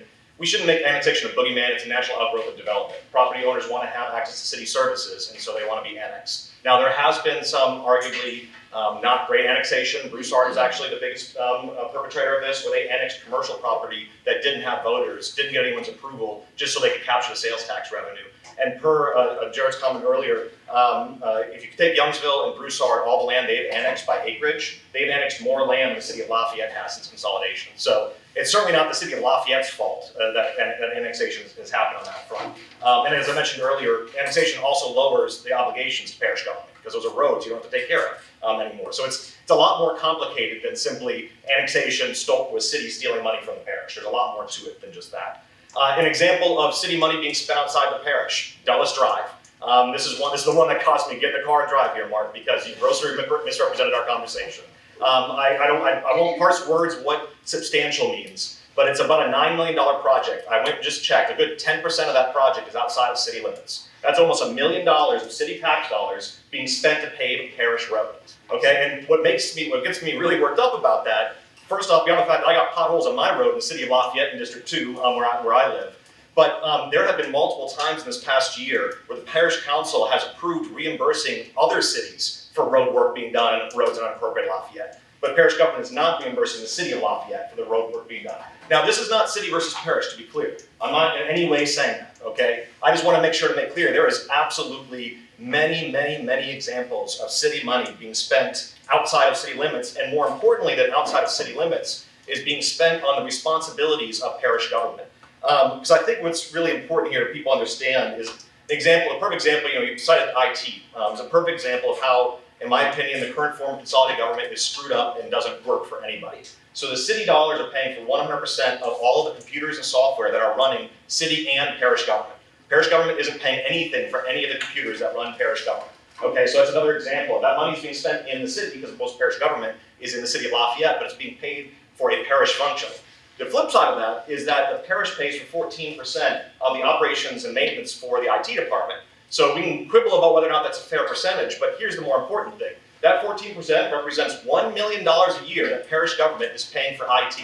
If parish government was its own separate entity, you all would not need to be paying $1 million a year for IT. You might be able to pay $200,000 a year for IT. That's hundreds of thousands of dollars that parish government is wasting because consolidated government is too big for what parish government needs to properly run itself. Another thing I think it's important, if we mentioned the auditor a few times, I watched that meeting. What the auditor said was that there were no city dollars and parish dollars getting commingled inside of funds. It was not in the auditor's scope to look at how city dollars are being spent to cover parish responsibilities.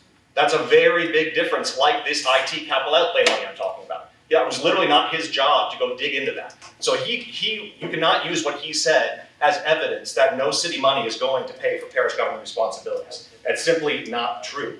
I think it's also important people understand, And I honestly, a lot of this stuff, I spend too much time on this stuff, to be honest. But I am still discovering things every day as I'm understanding and going through this. And this Protect the City Committee, which are a bunch of volunteers who spent a lot of time simply because they care about our community and trying to make it better. So I'm very defensive of anything that's going to try to attack that. Is that what I've discovered is that there has been no oversight since consolidation about the equitable split between city and parish expenses. The cost consultant that people have been talking about, we only go to the cost consultant if a mayor president wants to change the equations that are being used. All the cost consultant does is basically says, is this defensible? And are you doing the calculations right? They are not saying, is this fair? That is not part of their equation of what they're doing. Similarly, the auditor is not looking at the constraints of how this money is supposed to be spent. For example, one of our city sales taxes specifically says the money can only be spent in the city of Lafayette. Yet I know we do not track how that city sales tax money is being spent. So we can't say, is the money being spent in the city or outside the city? We simply don't know. Similarly, we talked about a fair allocation of expenses. Well, we do not track how unless it's a named project in the capital outlay budget, we do not track how our operations and maintenance money is spent geographically. So nobody really knows how much money is being spent of city money in the city versus the parish, or parish money in the city versus the parish. We're basically making our best guesses, on these things. And the allocation formulas, historically, the mayor president is the one who proposes the budget. They're the ones who sets the formulas, right? Then, if he wants to change it, they have to get the cost consultant's approval. But again, not to say if it's fair, just to see if it's defensible. He has to make it through the CFO, because the CFO is, the one in charge of all the money, on that stuff. And then they bring it to the council, or the councils now, and then the council approves. As far as I know, the councils have never brought this up as an issue before. Meaning for the entirety of our time in consolidation, the decision of how much money should be spent on the city versus the parish for shared expenses has been one person's opinion. That's it. There's been no other oversight beyond that. And whether or not we can get into what's fair or not, but clearly we need to have more engagement, more oversight over this, because there has been things that have been split. Another thing I think is important, Mark was commenting about splitting costs by population not being the right way to do it, and he may have a point on some of the things he brought up. I'm not going to argue against that. I thought it was interesting, actually, at the Monday town hall, I hadn't realized that the original Charter Commission actually recommended splitting a lot of these costs based on population. So this isn't like a new concept that Joy Drell came out of left field with. It was really part of what the original intent of consolidation was supposed to be. Now, finally, I can keep you guys, anyone knows me knows I'm way too deep in this stuff, and I can just keep talking forever, and I won't do that. So the last couple of points I want to make. One, I think it's important, obviously a lot of people talk about the city needing a full-time mayor, but I think there's a really even more fundamental reason why the city needs a full-time mayor. City government is a $500 million a year operation. Okay, so if we want the government to run like a business, right, what a lot of people want to talk about, what business would you say, hey, I'm gonna have a part-time CEO. Oh, and by the way, that CEO is actually being elected by the shareholders of a different company. Because that's what the city of Lafayette is with our mayor right now. The city of Lafayette needs a 100% mayor, and quite frankly, I think the parish government needs a 50% parish president. Right now, parish is only paying for 20% of the mayor president's time. And so either the mayor president's only spending 20% of his time, which is not enough, or he's spending more than 20% of his time, in which case parish government isn't paying for what they're getting, right? On that front, which would be another example of a subsidy. Andy, your point earlier about government is too complicated already. We don't want to make it more complicated. You're 100% right, which is why we should deconsolidate. We have one of the most complicated forms of government in the country right now because of how we're consolidated. And it's really because we're quasi-consolidated, right? We're not actually fully consolidated. If we were fully consolidated, a lot of this stuff wouldn't be that complicated. We would just be one entity. But because we're quasi-consolidated, it's extremely complicated, and it drives me crazy when I'm watching these meetings. And council members know this. A lot of times, how many times do people come up with public comment at a parish council meeting for a city council, responsibility, right? That happens over and over again. Democracy can't work if people don't understand their government, and our government is too complicated. Splitting it would make it a lot simpler. Now, the final 2 points I'll make, and I'll get off my soapbox. One is that I am an advocate for deconsolidation. At the same time, there may be ways that we can amend the charter to achieve the goals of having a full-time city mayor, a 50% parish president, city council 100% of control of city dollars, parish council 100% of parish dollars. That's my biggest thing right there. There's lots of other things we get into, but those are my fundamentals. So I'm open to the idea that maybe deconsolidation isn't the only answer for how we move forward. The important thing is to acknowledge that right now our form of government is broken and it needs change. I know we fixed the charter and it obviously didn't fix everything.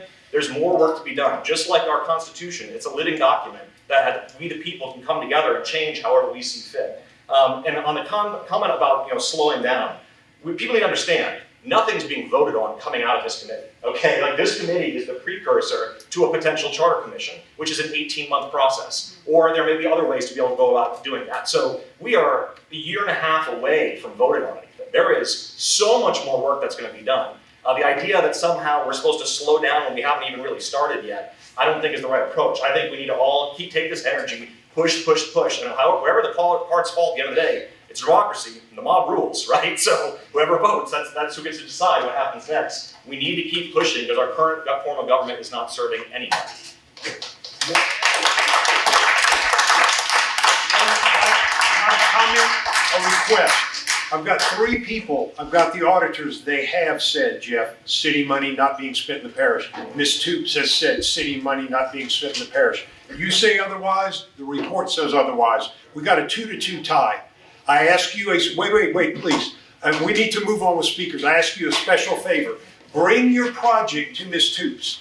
Ms. Laurie Toops has said, bring me a project. I will investigate it and give you a report. I'm tired of these vague notions that there are many projects. Not allowing anyone to visit with anyone without his approval. And make a public information request. Not comment on anything in the current Give it to me and I'll make a public information request. We need the truth. I public information requests and they have not been producing records the way they're supposed to. Well, that's a problem. Yes, it is. Next speaker is Naquin. How you doing? I was going to say a lot of things that Jeff already said, so I'll keep it short. But, just to get back to this auditor point, are the auditors auditing where every public works employee is spending their time, whether they're working on a project in the city or a project in the parish? They don't know that. And if they don't know that, they can't know where our labor money is going, whether it's going to the city or the parish. So your auditor is probably right. City funds are going, and city tax dollars are going into city funds, but are they being used for the city? You cannot say that definitively. But really, the budget is not the issue here. The issue here, to me, is representation. And we do not, as a city resident, I am facing a coming possibility where the city will not be able to vote for its own mayor, and that is just unconstitutional. We all did 6th grade civics class, like Will mentioned, and that's just like, you can't tell somebody that fact and have them think, oh, that's fair. And the last thing that I have is, Mark, you listed a bunch of instances where parish government was paying for things that benefited the city. I think that's an issue of deconsolidation too. It's not just about whether or not the city is getting the short end of the stick, the parish is too in a lot of instances. And it's back and forth between the two of them. It's incredibly complicated, it's needlessly complicated, and nobody is really benefiting from it. So why are we doing it? And you mentioned, all these things being overcomplicated, like we can share services. You mentioned intergovernmental agreements. Why don't we just deconsolidate and start doing that, where the parish government is helped out by the city government when it needs it, and we can share services that way. We don't need to have this quasi-governmental entity, 3 different layers when there's just 2 different entities. We just need to split it up. It's easier that way.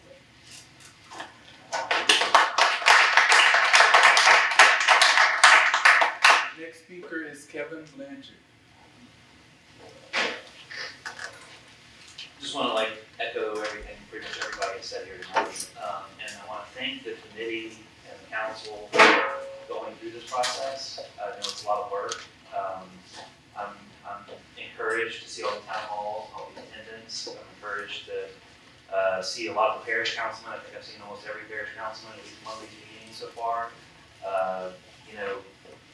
I want to start kind of where Jeff left off. It doesn't need to be this complicated. It really doesn't. When I had the pleasure of working at Donovan for a few years, and I got to be friends with Ed Abel. And for those of you who don't know, Ed was one of the leaders of the group that consolidated government back in the 90s. Very active, great guy, super Lafayette citizen. I don't know of many people who have given more of their time and energy and talents to the place that they live than Ed Abel. And and was able to come and talk to the committee and kind of give his feedback on like where they were trying to go and where they've ended up. And I think it's important for us to all remember that this was an attempt in the 90s to try to do something that was gonna make us all better. And a lot of good, well-meaning people came together and tried to make that happen. But starting in like 2008, as like the shine kind of wore off and we had kind of like been putting the thing through its paces, and then going to the deconsolidation debate in 2010 and 2011, there was an attempt by a few people, including the chamber, and I was one of them in 2013, to say, okay, well, we didn't want to deconsolidate, but this still isn't working, so can we try to do something else?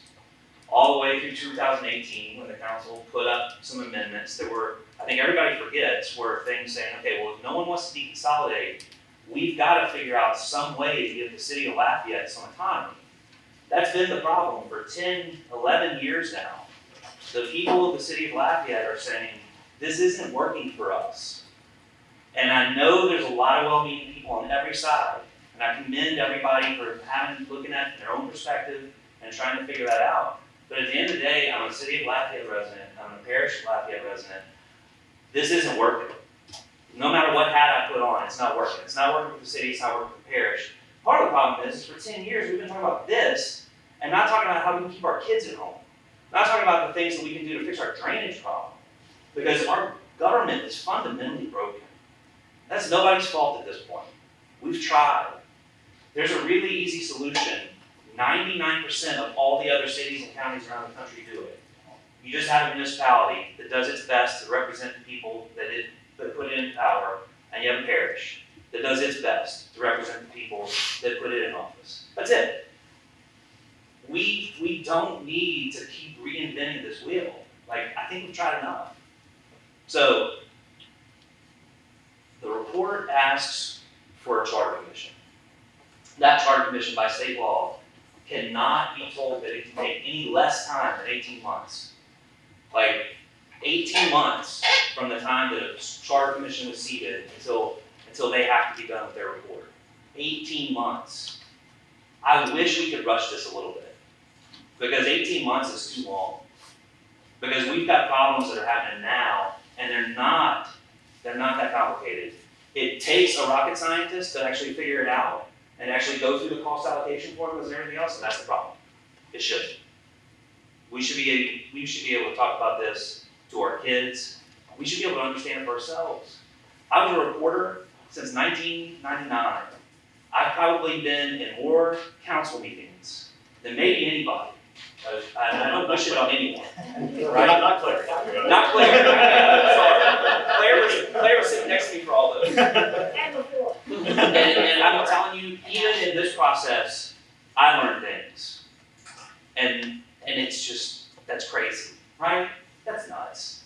Like, there's a lot of stuff that I know that I don't agree with people in this room, but we can all agree that's nuts. So, again, thank you for everybody for coming and like pitching in and wanting to learn more and be active in your community. Thank you, Andy, for hosting this. As my representative, I'm a representative, live in District 2. I told my wife it's the only time I was going to talk about this when it was actually like here in my neighborhood. So thank you for having this opportunity. And please, Mr. Taylor, everybody else, please consider putting this up for a charter commission. Get a group of folks who can get in there and for 18 months and work this thing out.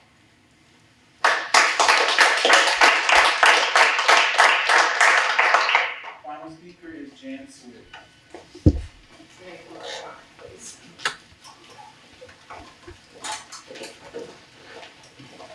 Thank you for hosting this, Mark, Mr. Naquin. I'm Jan Swift. I don't have strong vocal cords, but I hope you hear my voice tonight. I'm an appointee for Nanette Cook, and I thought I understood consolidated government. I had served as an assistant city parish attorney, and as I look back, I was never for deconsolidation. Brian Tabor and I worked together on behalf of Upper Lafayette. I was a director, he was a board member. When there was a vote up to deconsolidate, I was against it because I didn't see a plan for the parish, and I was very concerned about what would happen if we just deconsolidated. In the years since, I've watched votes come up and I've seen the city of Lafayette support things and the parish residents not, including the unincorporated areas and fire protection. But it goes beyond that. It goes to educational issues, paying for schools, etc. Nanette asked me to serve on this commission, and I had to think about it because I didn't ask to do it. I'm proud to serve, and we've met for, I think our report says 30 hours, but it's been a lot longer than that. We've had our disagreements. Mark wanted to quit one of our committees, and I wouldn't let you because we're a team. But we have not all agreed on things, as you've heard tonight. 6 out of 7 of us agree on this report. And I want to tell you just the basics.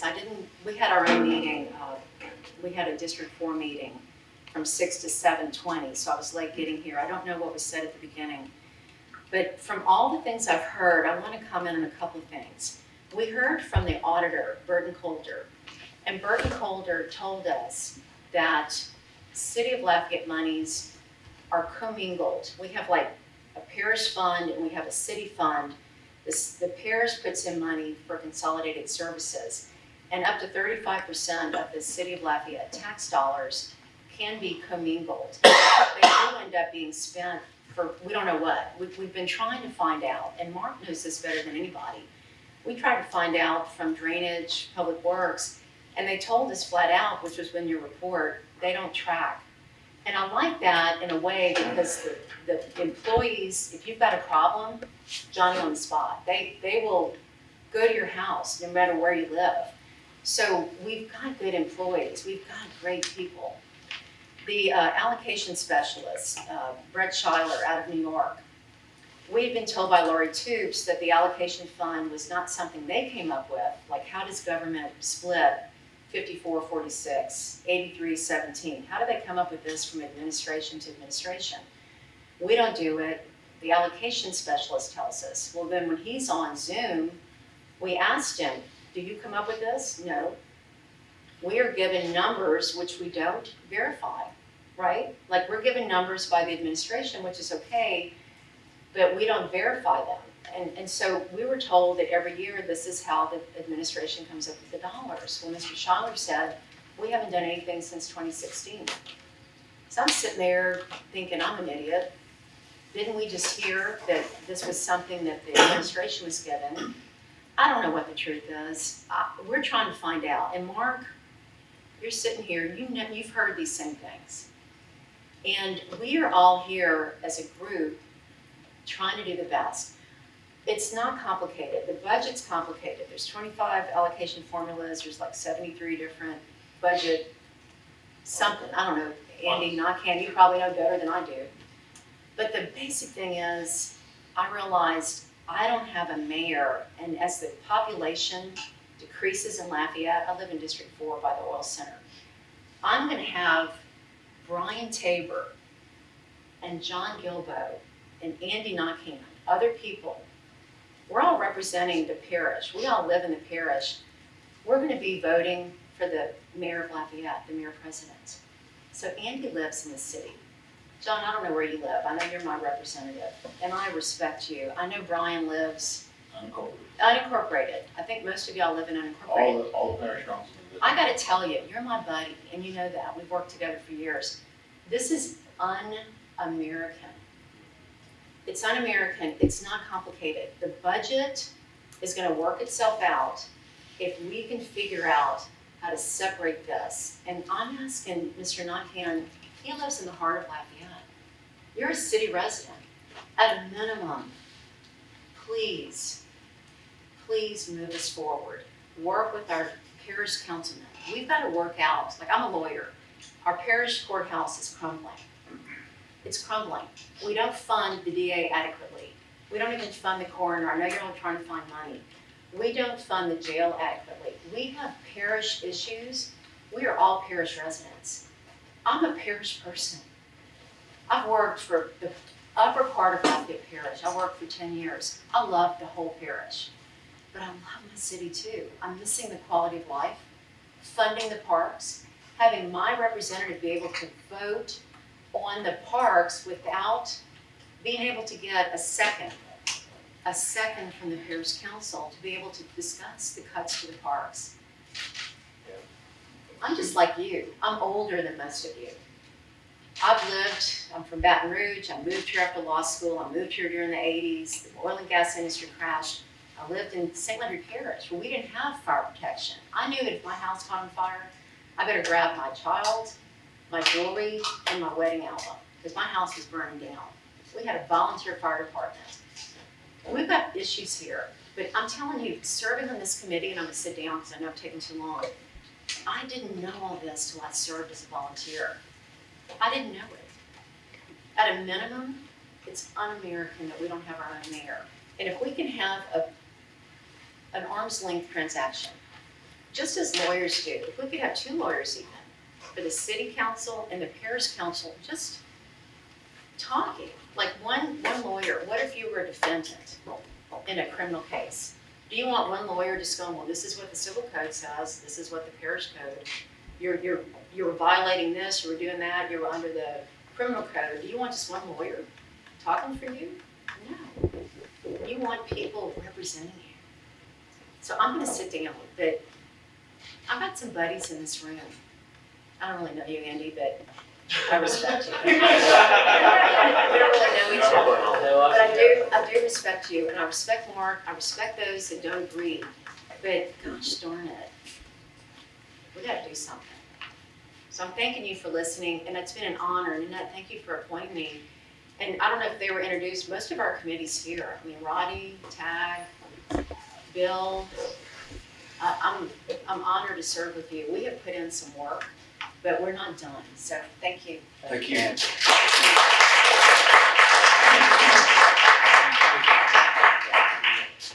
Thank you all for coming. We're going to make some quick closing comments. Quick, thank you very much. Appreciate y'all being here. Thanks for all the comments and input.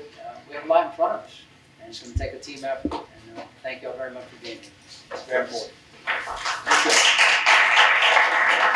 Thank you very much. Look, I got challenged. That's okay, because I'm challenging. You know, if I could do that from that voice from the movie, I want the truth. You can't handle the truth. Yeah, I can. And I can't vote on this on a bunch of ifs, ands, and buts. Okay, so we need the truth.